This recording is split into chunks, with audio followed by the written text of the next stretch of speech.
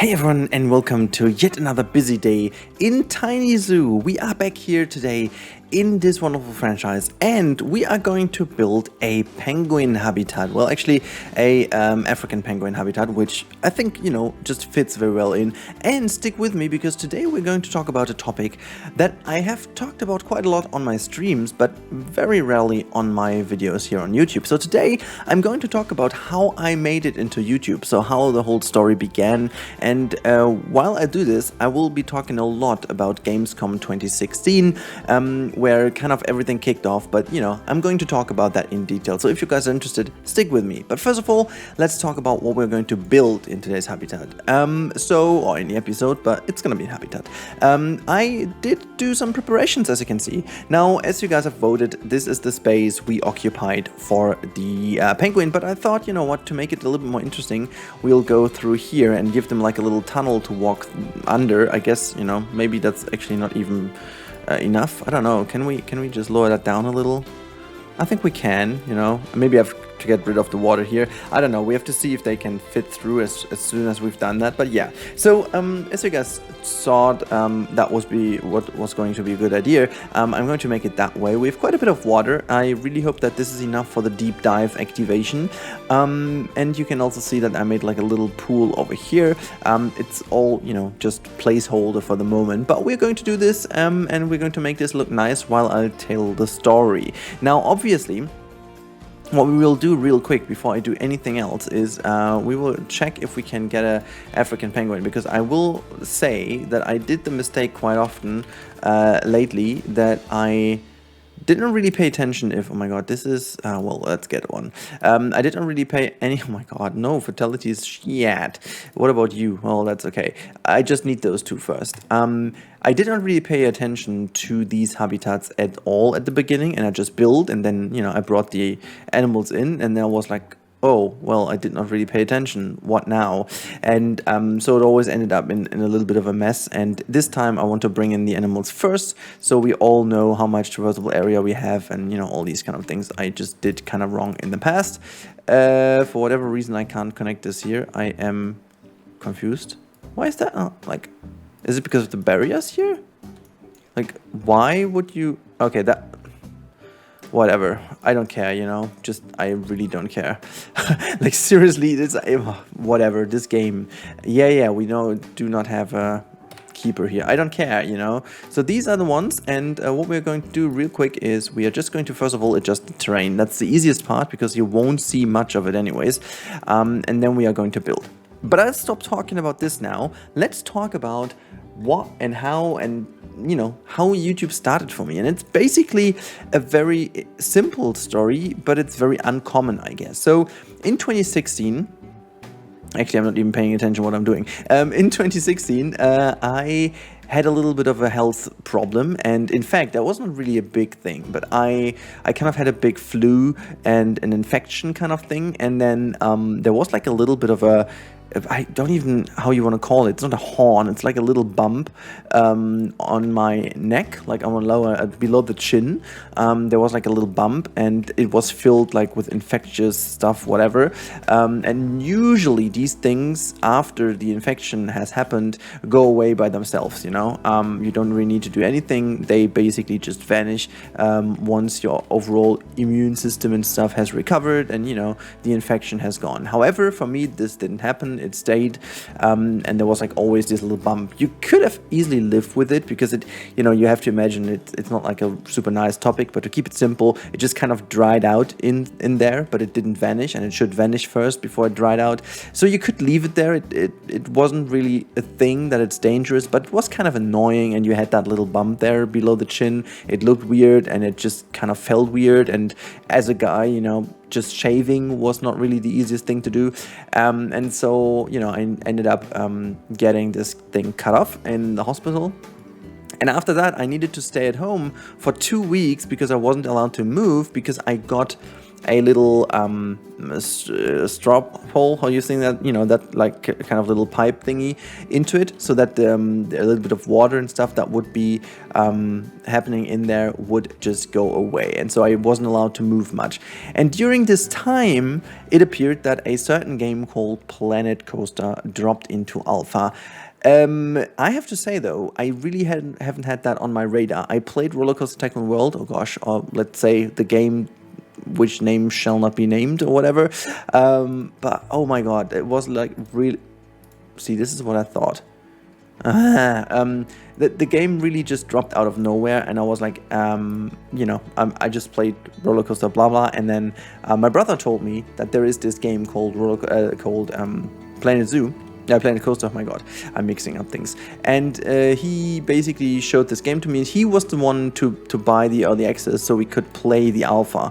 And I didn't do that at this time because I had no idea what the game is and, you know, all these kind of things. And I ended up playing the game on our shared account, and it appeared that it just was the most brilliant game I've played in a long time. I've played a whole bunch of Roller Coaster Tycoon 3, but you know, I never shared anything about this game. We just played that with a whole bunch of mods, with a whole bunch of stuff from, I remember all this time with all the Disney mods and Lulu Jar and all these great modders back in the days. I really remember that like as it was yesterday. But again, I've never been in there as kind of a community member that is active. I just downloaded all the mods and basically enjoyed them, but that was it. That was about it. And then I played these 2 weeks. I played a lot, and I just built a Star Destroyer in like the Star Wars Star Destroyer in Planet Coaster, to just with the sole purpose of putting a coaster in.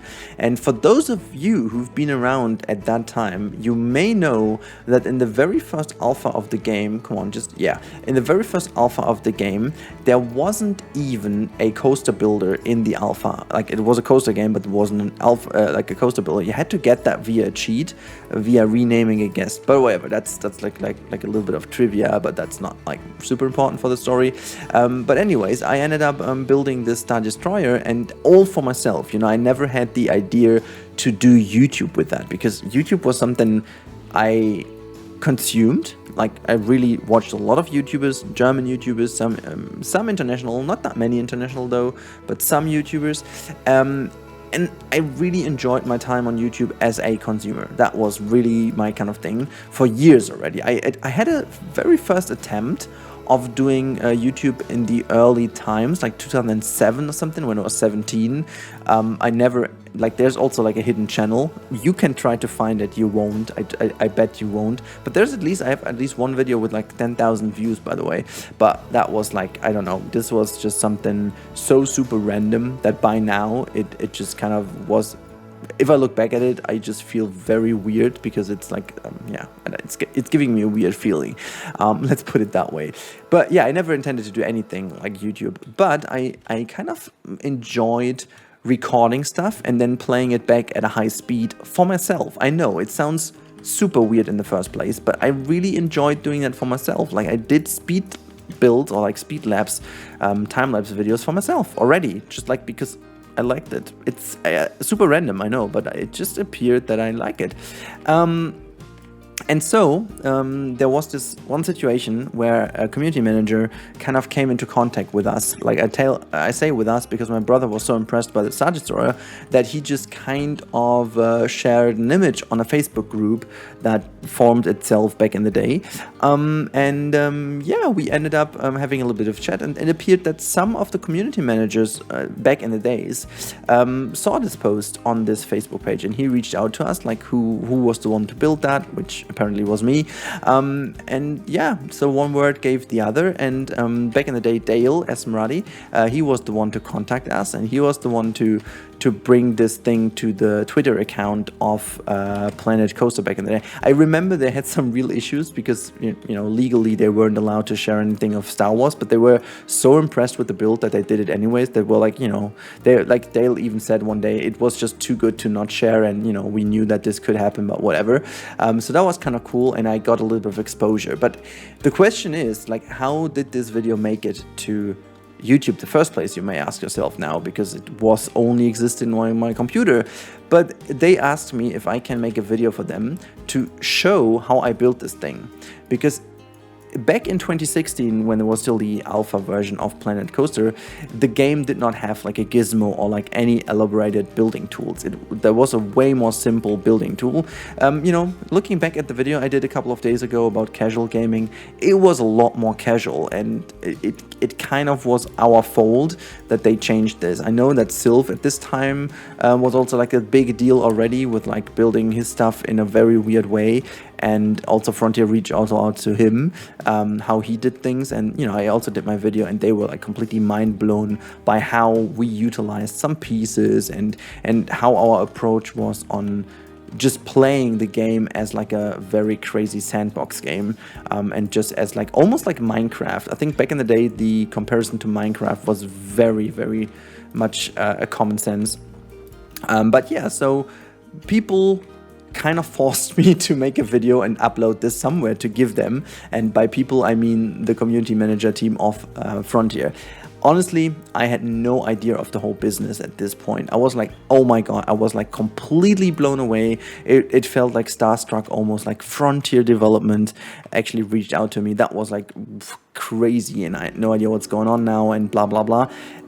Which, you know, at this time Frontier wasn't that big of a company as they are right now. They only had their second game, which was Planet Coaster, which was going to be their second IP that they released themselves. Like beforehand, that was only Elite Dangerous, and that was about it. The studio most likely were building games as a dev, but the publisher was always someone else, like for example Zoo Tycoon with Microsoft and Atari with Roller Coaster Tycoon 3, and you know, Frontier barely ever released or published stuff themselves. But Planet Coaster was going to be their first ever game that was not Elite, which was in itself already a big step for them, and so for me basically that just kind of seemed very big and crazy.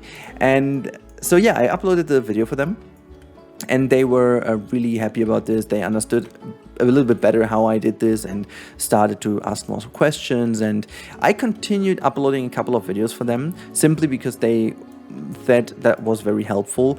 But the intention to upload these videos was never to start a YouTube channel. Like for me, it was like, okay, I have to give them a video which is several gigabytes of size, and I did not have any kind of upload platform myself. So apparently I needed to have something to upload a video, and you know what? That was YouTube. That was for me like a video upload platform. That is all it was. Like I never had the intention to make it as my channel. And also, this is the main reason why I ended up having this channel, Rudy Rancamel, and not my private name or any other weird name. This is the sole reason, because I had a channel already created for like a weird app game project. I started with a friend of mine, but we never actually got to it. And so, but what we did back then is we saved a lot of channels under the name of Rudy Rancamel. You can imagine it was like a jump and run game, and then, you know, haha, funny, it's a camel, it runs, and let's call it that way. It was, as you can see, very pragmatic, very, very easy, nothing special behind that, you know. But it existed, and I thought, you know what, take this instead of taking you know, my private name and stuff, to not give it away. I just, you know, I even have no idea why I would think that way. It was just like really random. But it really got crazy, because then these videos I uploaded with the intention to upload them from Frontier got several thousands of views, and people started following me. And in these couple of weeks after the alpha stages, where I continued uploading my stuff, and I made more videos on like a Times Square build I made, and what else did I do? I think I also made like oh my god, I forgot. Oh yeah, my first Space Mountain, the first version, not the one you might have seen these days, but the first version of Space Mountain was done in this time. And I started doing several projects, and I just enjoyed my time. I had a lot of free time these days. Also, still being ill from this stuff, I could really create a whole bunch of stuff in these 2 weeks. I think 50% of the content I did in the first year, or like in the alpha stages, were in fact done in these 2 weeks of me being kind of tied to a chair and not moving a lot, because usually I'm a person who is very active, and I can't sit still for like a couple of hours. It's really a hard thing for me because I need to then move and do some stuff. And yeah, this is the way how it all started. But again, at this point in time, it was a nice experience, not gonna lie, but it was still not that I thought, you know what, I'm going to be like a YouTube star. I'm going to do like YouTube. I've got a concept, and in fact, I had no concept whatsoever. The only thing I had were like a few weird graphic assets from the project I just talked about. Like it was so weird because it just never was intended to be something even remotely serious. It was just really random. And it just kind of kept being a very fun exercise to do these things. And I really enjoyed myself doing this. And it just kind of appeared to be just a logical step to continue doing this. And then at a certain point, there was a magic email hitting my inbox. And that was, I will never forget that. That was, I think on Facebook, first of all, Zach wrote me an email. And at this time, Zach is still at Frontier, Zach Antonacci. He's amazing, one of the coolest guys I've ever met. And he's now lead producer at Frontier or something like that. I forgot the title, but a very high title, a very, very important person. And he was the lead community manager at that time. He was really in charge of the community. And he reached out to me if I had some time between, I forgot the days, I think it was 24th or 25th of August onwards, to join them at Gamescom. And I was like, what just happened, you know? I remember this day, I was like completely blown away by the fact that someone invited me to the Gamescom, to the stage. You know, looking back at it now, it just kind of appears a lot smaller than what it seemed to be for me back then, because Frontier did not really have like that huge of a booth. It was a decent booth, but it was not a crazy booth. It was like a very decent one, but that's about it. And, you know, if you would look at it today, it was really something like a mediocre, medium-sized one, and I don't know, from publishers, I think it was just within the space of a lot of medium-sized publishers, but not that well-known ones. And for me, that was just, it didn't really matter, because for me, that was just one of the craziest things ever. And so I was invited to Gamescom, and Gamescom 2016 was, for me personally, an event that cannot be topped in a way of experience and excitement and just the new, you know. I want to call it the new. I experienced the new because I experienced this gaming industry for the first time ever from an internal perspective, from being someone who's not there as a fan, but some kind of producer, creator, whatever you want to say.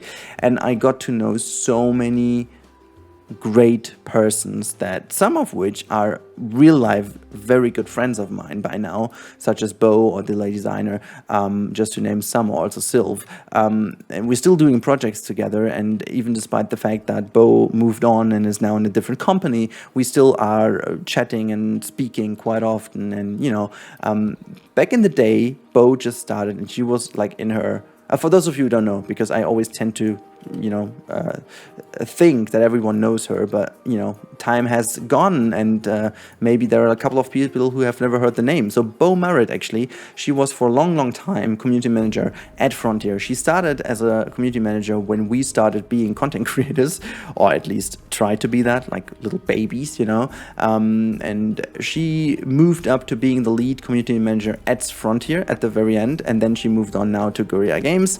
She's now lead community manager for Guerrilla Games, and especially for Horizon, the game which is going to have its successor released very soon. Not that soon as, you know, as I would love to, but very soon still.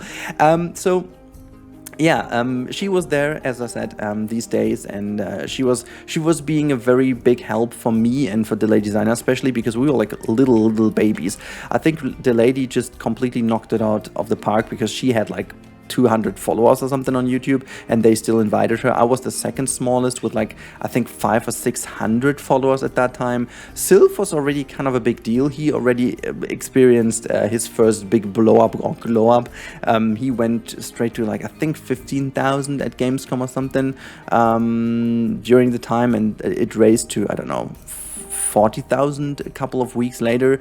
It was insane. I remember that I also went to like 1,500 after Gamescom, so I just kind of increased my sub count by like 200% during Gamescom. That was also insane. But these numbers, like looking at the numbers now, obviously it's ridiculous. I had weeks in which I made more afterwards, but still, it should not take away anything from the insane experience we had at that time. And yeah, getting to know these people in person. Also, I forgot Edward Lewis, who's now, I think he's still at Bethesda, also community manager or lead community manager even. Ed, if you're listening, I'm sorry if I messed up your title, but yeah, he also moved on, but also great times. I remember being in a bar the evening doing some karaoke with them, and it was just life, It was just like being in a candy shop as a little kid, because you just got to know so many nice things that you had no idea that they even existed. So in fact, that was really a really crazy time, really great time, which, to be honest, I never want to miss whatsoever. And I'm so glad and I'm so thankful that this happened to us, because this is something you can't repeat. This is something you can't plan. This just happens naturally. And so back in the day, for me, that was still at this point not even remotely an indicator for me to make that as more like just not a hobby, but being like a YouTuber, as you would call it. It was still quite far away from even realizing that this could be something. So yeah, I was there. I enjoyed the time a lot. I made a lot of friends. I met a lot of cool people, some of which we still have contact, some of which unfortunately we don't, because they don't do stuff anymore, things change or whatever. But it got me into this world. It got me into the world of streaming, YouTubing, whatever, and doing these videos. And it still took, I would say, at least a year or a year and a half to realize that I am not just doing this as a weird random thing every now and then, but this was becoming more than a hobby. And I started doing that a little bit more serious on the note of actually wanting to create content. The funny bit about this is, and I think also that is one of my biggest advantages, that I always had a good job, and my job never had an issue with that. So they were always supportive, and they were never like, wow, you're doing YouTube, blah blah, stop it, just focus on work. And because it definitely was a hobby, I did not put that much time into it as I could have done, which also explains why I did not really grow that much as I could have done in the first time. I also missed out on the big launch of Planet Coaster. That is actually a little bit of a sad story, even though it's a great story. So after Gamescom, the game was obviously going into beta, and I think, was it Alpha 2? No, I think it was actually Alpha 2. And later in the year, there was a big launch event in London, and I would have been invited if it wasn't for the fact that I was already on holidays in Thailand. And it just really felt weird, but I still believe to this day that this is one of the biggest reasons why I fell behind in many things and many I don't know, topics when it comes to Planet Coaster. I remember that many people had my name in articles, and I was featured in a lot of websites in the early days of Planet Coaster as one of the top creators. And I don't want to praise myself. It was just like how it was. And then when the alpha stages ended and we were moving towards beta, I was 3.5 weeks in Thailand with with my now wife and my best friend and his girlfriend, which now is also his wife. We've been there on like backpacking holidays, which was great. It was a great holiday, don't get me wrong. But it was exactly during these 2 weeks of launch of the game. And this was the time where like a lot of people started to raise and got a lot of creators and got followers and stuff like that. I remember that the lady was invited, Advo TV was invited back in the day, Sylph was invited. I'm not sure who else. There was like a Raptor or someone. Oh no, I forgot who else that was, to be honest. A lot of people that now change things, like change a lot of content and stuff. They're not anymore in this genre, but like a lot of other people they invited back in the day. I think also some people that came over briefly from the Elite Dangerous community, but I really don't know who it was exactly, so let's not talk about that. But yeah, I missed out on this event, which till this day is very sad for me, because I would have loved to be in London. But yeah, that also made me fall back a little bit behind everything else and everyone else. And I remember when I came back, no one had me on my list anymore, because I haven't been there during the beta, I haven't been there during the launch week, I haven't been pre-preparing stuff in early access as many of the other creators did in the time. And so it actually took a couple of months until I gained a bit of traction. That was when I was brought back into Koali Beach. And honestly, I still owe these guys a lot. I still owe Corrales a lot, that he was like very much happy to bring me in after he dropped out, and getting to know him later in the years was also something really amazing. But yeah, as I said, it just kind of all appeared and happened very organically, and nothing is forced, nothing is planned, nothing was laid out, or whatever you want to call this even. It just really happened naturally, and I still love the fact that how it was just still feels very, very good and very organic to me, and I just, again, don't want to miss it. It was even so much a surprise to me, because I was about to end my computer gaming life, so to say. I was like starting to enjoy other things in life, focusing on sports a bit more, doing more and more stuff, like even more than already with friends and, you know, all these kind of things. And yeah, so it was only about the disease and that little issue that brought me back to the computer. I haven't been on the computer back in the day for like weeks. I played a whole bunch of Minecraft in these days, like a lot of Minecraft with my brother.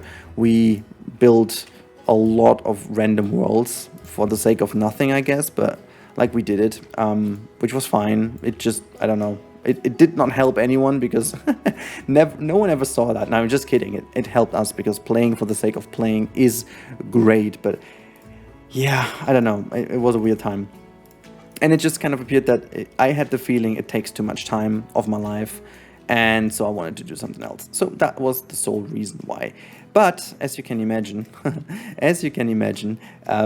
this changed, and I'm very happy for that. I'm very happy it changed. I'm very happy things changed for the better, because I enjoy YouTube so much these days that I can't even say that I would have loved to have something else happening back then. You know, I love doing it so much. I enjoy doing this stuff for you guys, with you guys. It just really is something that is a part of my life that I don't want to miss out on anymore, because it's just too relevant to me and just too much fun, too much that it gives in my daily routine. I need my YouTube stuff to relax, you know. I need this to come down after stressful days. I need this to be relaxed in my mind. It really sounds weird, I know, and many people do question if that's actually the truth, or if I'm just trying to make it appear better than it actually is. But I can tell you with every part of my body and my heart that this is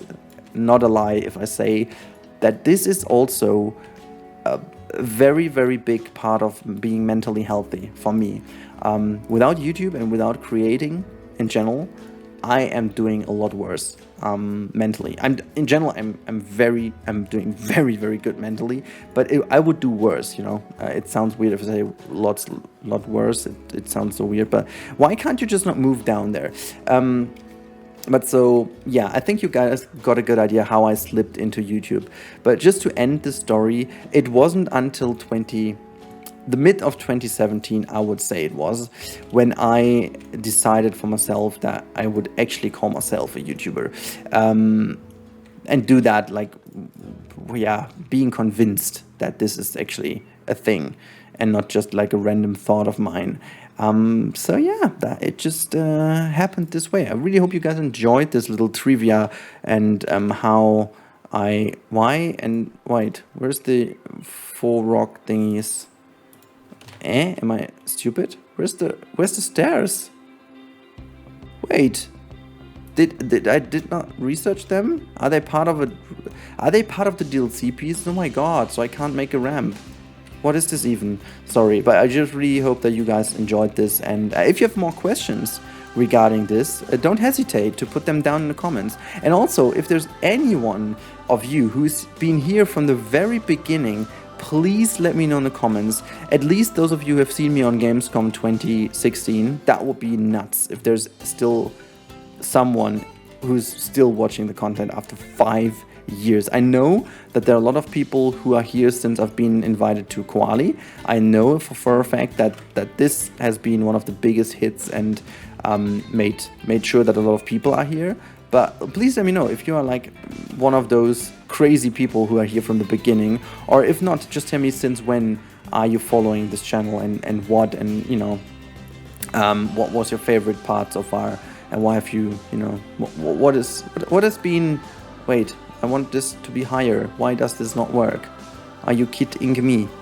Wait, is that like, just make like a little pond out of it. It doesn't matter. Okay, let's have a look. How about spacey space? Deep water's working fine. Look at that, guys. It really works fine. I mean, we did it, you know, we did it. Let's put Africa, blah, blah, blah. So we have some plants to actually stick in here. But yeah, as I said, I really enjoy still thinking about this. I remember as if it was yesterday, Bo in her yellow shirt with like Gulpy Rex on it, branded with like Gulpy Rex, and you know, giving stickers to us when I went there the first day, like some Gulpy Rex or Chief Beef. I think it was Chief Beef stickers, maybe, like something really weird and very much themed to Planet Coaster. I love the kind of startup vibe that Frontier had in these days. Like it was a lot more like startup vibe, as yeah, it was something really interesting. I loved it. It just was a very brilliant time, and as you can hopefully tell from how I'm talking about this, it was also quite emotional. Looking at it now, like back then, it obviously wasn't as much as it is now, because you did not know what happens in the future. And you know, for me personally, it's always crazy to think about the fact like how many subscribers Lady Sylv and I have combined, because we three obviously are kind of the trio that just kept contact all the way till today.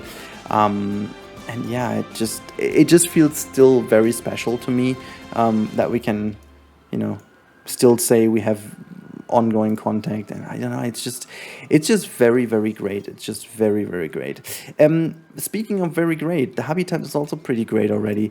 How are you doing, mate? You don't have enrichment, so that makes your welfare obviously a bit lower, but we can say African penguin, and we already have quite a bit of stuff for you, which I think is great.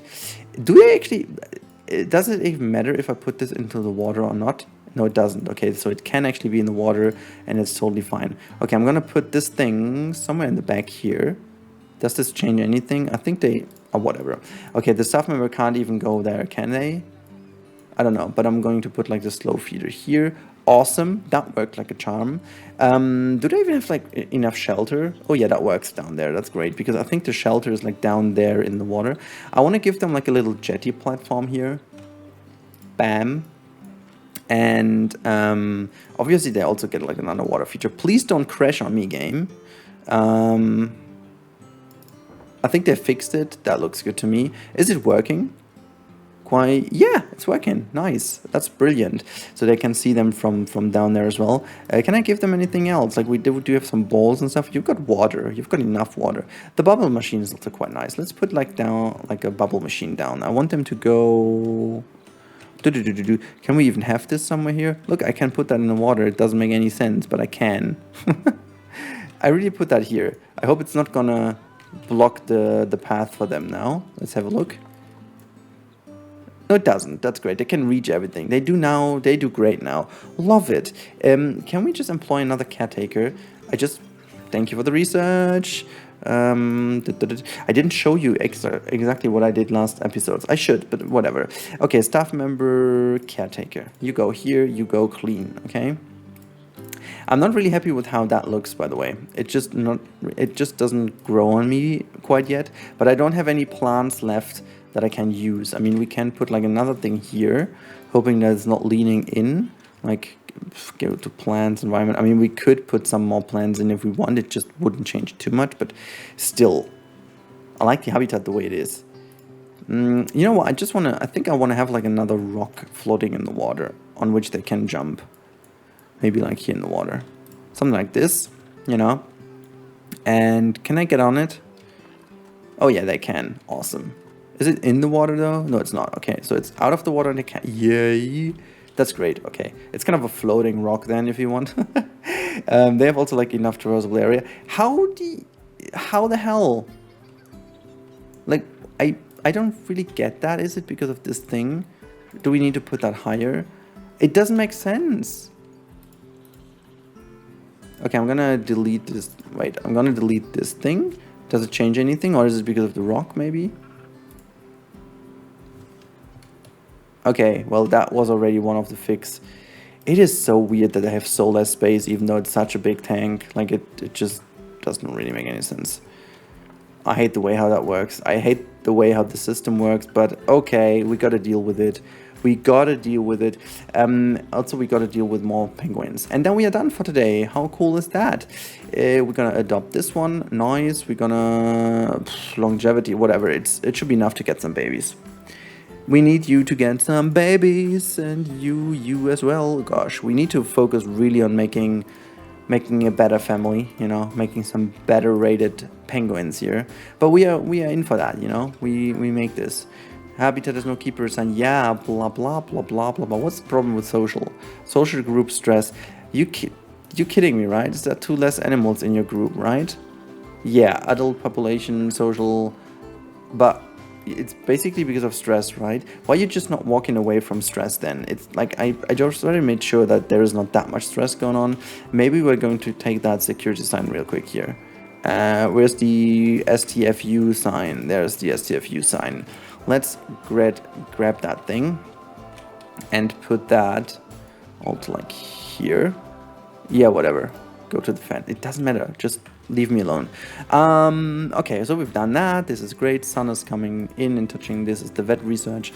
Lovely. Okay, so the last bit we are going to do is we're going to bring one more keeper in who is going to... My God, all the research. What are you doing? Leave that. Staff, keeper. There you go. And before you do anything else, don't go away. You're going to be involved into these things, and that is the African penguin habitat. There you go. We did this. You can do your job pretty much the way you do.